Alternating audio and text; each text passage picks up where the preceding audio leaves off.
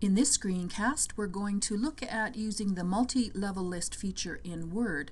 We're going to have a little bit of control over it and change it from its default settings to what we really want to have in our document.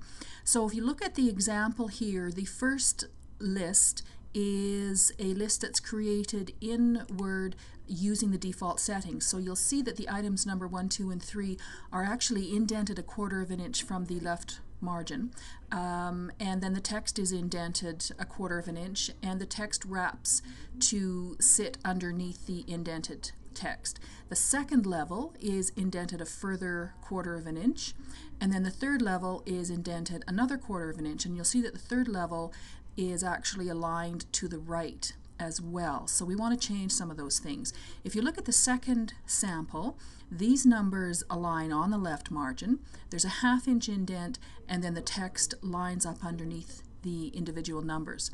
The second level is indented 1/2 inch. The third level is also indented 1/2 inch, and the numbers themselves align on the left margin. So I'm going to show you how you can do that. So here's our blank document. I'm going to start by turning on the multi-level list feature.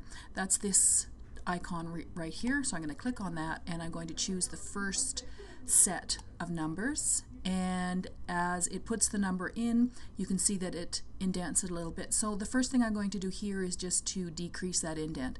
So I'm going to go to the decrease indent tool in the paragraph group, and I'm going to click on that, and that pops my number over to the left margin.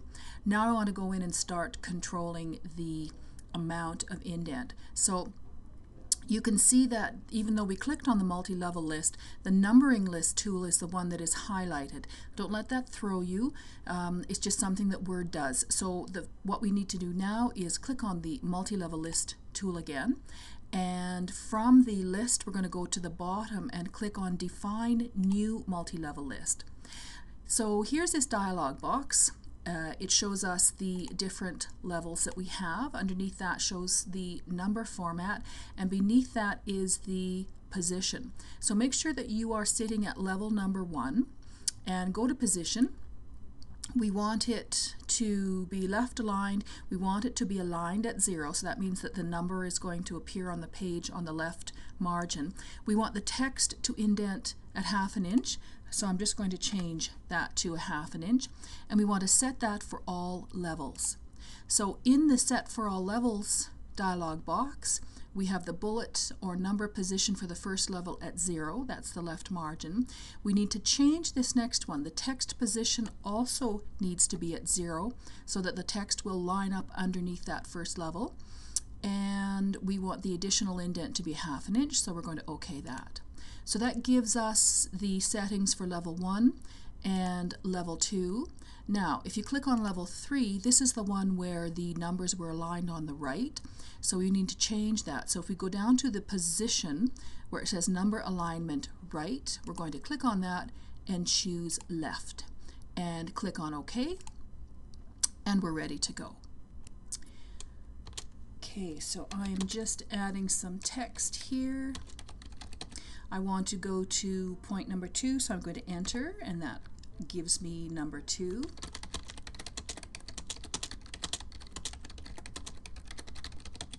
And I want my next one to be 2A, so I'm going to enter.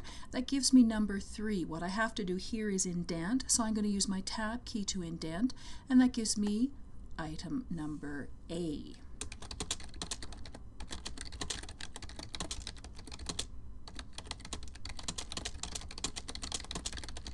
I'm going to enter again. This will give me item number B. Now I actually want this to be item A sub 1, so I'm going to tab once more. That gives me number 1. I can enter again. That gives me number 2.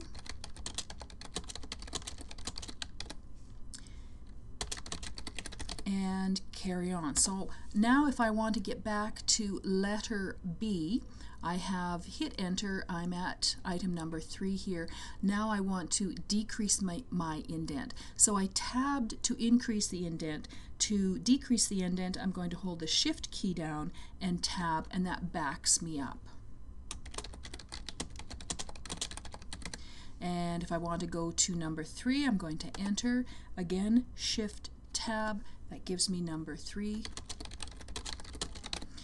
And enter, that gives me number 4. So remember, it is Tab to increase the indent, Shift Tab to decrease the indent.